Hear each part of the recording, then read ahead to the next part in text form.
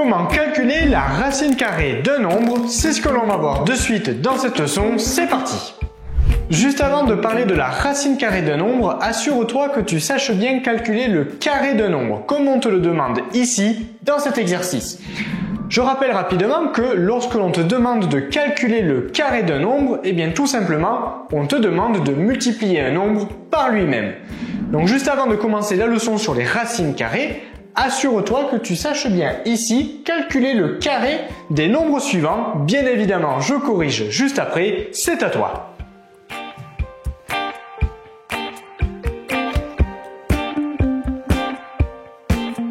Place à la correction, vérifie que tu n'as pas fait d'erreur. Donc comme on l'a dit tout à l'heure, ici, on va vérifier que tu saches bien calculer le carré d'un nombre, c'est-à-dire que l'on va multiplier un nombre par lui-même. On commence ici, donc 3 au carré signifie que l'on réalise l'opération 3 fois 3. On multiplie 3 par lui-même. Donc 3 fois 3, cela nous donne 9. Et on continue. 8 au carré, c'est-à-dire 8 fois 8, 8 fois 8, 64. 4 au carré, c'est-à-dire 4 fois 4, cela nous donne 16. Et enfin ici, 10 au carré, c'est-à-dire 10 fois 10, cela nous donne 100. Maintenant que tu sais calculer le carré d'un nombre, eh bien tu vas pouvoir à présent calculer la racine carrée d'un nombre. Alors première chose très importante à retenir à propos des racines carrées, c'est que pour pouvoir calculer la racine carrée d'un nombre, il faut absolument que le nombre soit un nombre positif.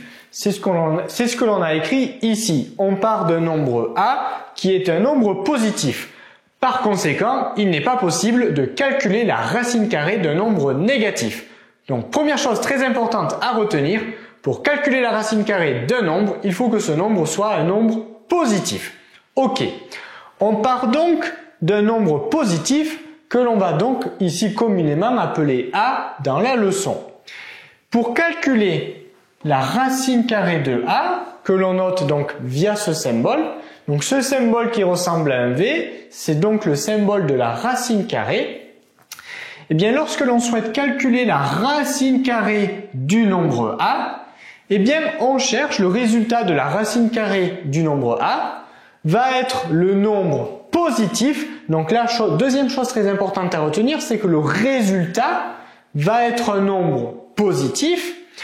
Donc, calculer la racine carrée de A, c'est chercher un nombre dont le carré est égal au nombre A. Alors on va illustrer la leçon à l'aide du premier exemple ici, où on souhaite donc calculer la racine carrée du nombre 25. Déjà, dans la racine carrée ici, j'ai bien un nombre positif, c'est ce que l'on disait tout à l'heure.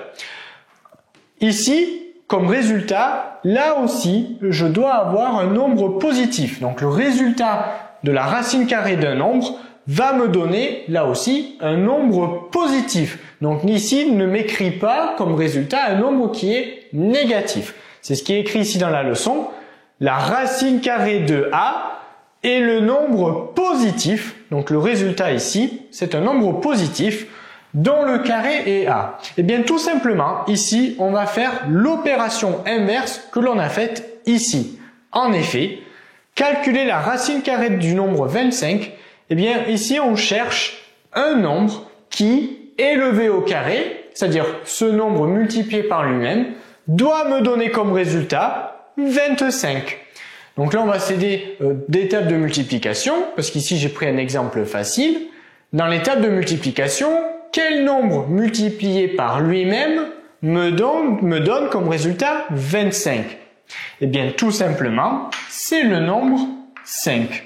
En effet, la racine carrée du nombre 25, c'est égal à 5 parce que si je calcule 5 au carré, c'est-à-dire 5 fois 5, c'est égal à 25, c'est-à-dire le nombre qui se trouve ici sous la racine carrée. Donc racine carrée de 25, c'est égal à 5. On continue avec le calcul suivant. Donc ici, on veut calculer la racine carrée du nombre 64. On s'assure déjà que l'on a bien un nombre positif dans la racine. Ici, c'est bien le cas, donc c'est bon. Maintenant, le résultat de racine carrée de 64 va être un nombre positif, Ça va être un nombre qui, multiplié par lui-même, va me donner comme résultat 64. Donc, quel nombre fois lui-même me donne comme résultat 64? Eh bien, tout simplement 8. Donc, racine carrée de 64, c'est égal à 8, parce que si je fais 8 au carré, je retombe bien sur le nombre 64, c'est-à-dire le nombre qui est sous la racine. On continue ici avec l'exemple suivant. Donc, racine de 1. Ici, j'ai bien un nombre positif dans la racine, donc c'est bon. Je cherche donc ici un nombre positif qui, multiplié par lui-même, me donne comme résultat 1.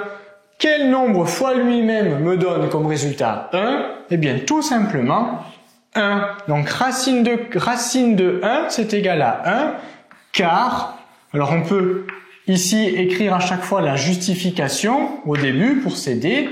Donc ici, racine carrée de 25, c'est égal à 5, car 5 au carré, c'est bien égal à 25, c'est-à-dire le nombre que l'on a ici.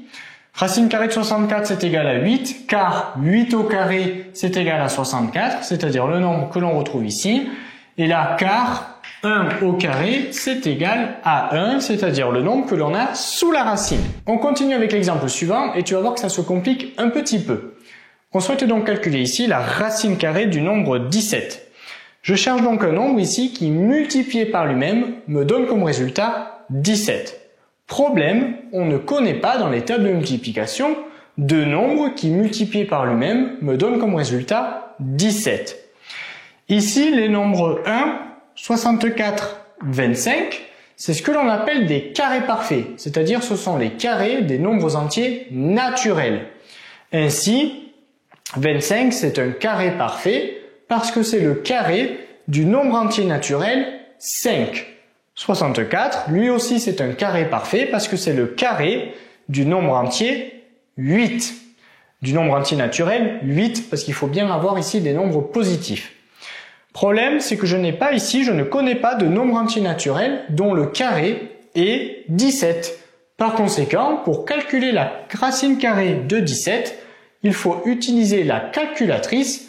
Et si je tape sur la calculatrice racine carrée de 17, eh bien le résultat va donc me donner une valeur approchée, et racine carrée de 17, c'est à peu près égal à 4,12.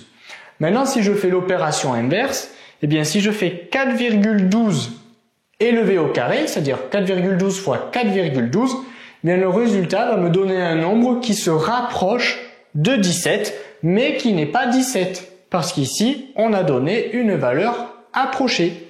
Et enfin, on termine avec le dernier exemple où on souhaitait donc calculer la racine carrée de moins 49. Alors si tu as bien relu la leçon, tu t'aperçois donc que le piège se situe ici, puisqu'en effet, il n'est pas possible de calculer la racine carrée de nombres négatifs. On précise bien que dans la racine carrée, on doit avoir un nombre positif. Donc ici, ce n'est pas possible de calculer la racine carrée d'un nombre négatif. Alors pourquoi? Je vais te montrer ici pourquoi. On n'oublie pas que bien le résultat, ici, c'est un nombre qui, élevé au carré, va me donner comme résultat le nombre qui est situé dans la racine.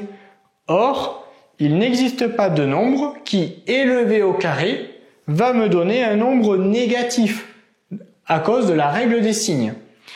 Ici, 49, on pourrait penser que le résultat c'est 7, parce que 7 au carré, ça nous donne 49. Sauf que moi, dans la racine, je n'ai pas 49. J'ai moins 49. Donc 7, ça ne fonctionne pas parce que 7 fois 7, 49, c'est un nombre positif. Moi, il faudrait que j'obtienne le nombre moins 49. Donc le nombre 7, ça ne peut pas être la solution de la racine carrée de moins 49. Maintenant, je pourrais penser au nombre moins 7. Bon, déjà, si on a relu la leçon, ce n'est pas possible parce qu'on nous dit que le résultat de la racine carrée d'un nombre, c'est un nombre positif. Je ne peux pas avoir de nombre négatif comme résultat ici.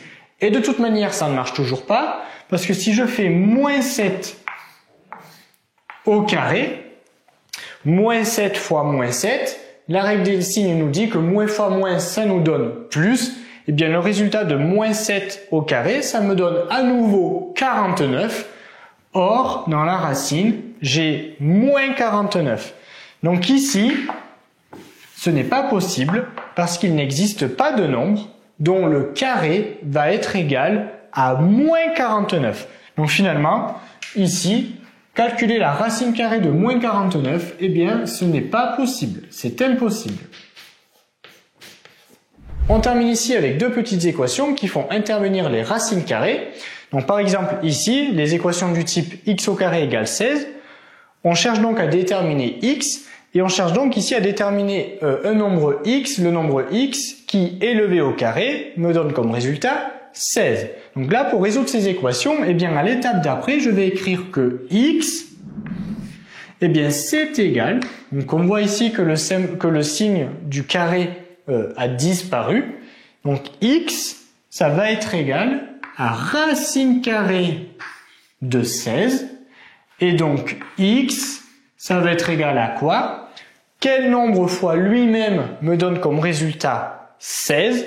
Ici, c'est facile, c'est le nombre 4, parce qu'en effet, 16 fait partie de la famille des carrés parfaits, comme 1, 64 et 25.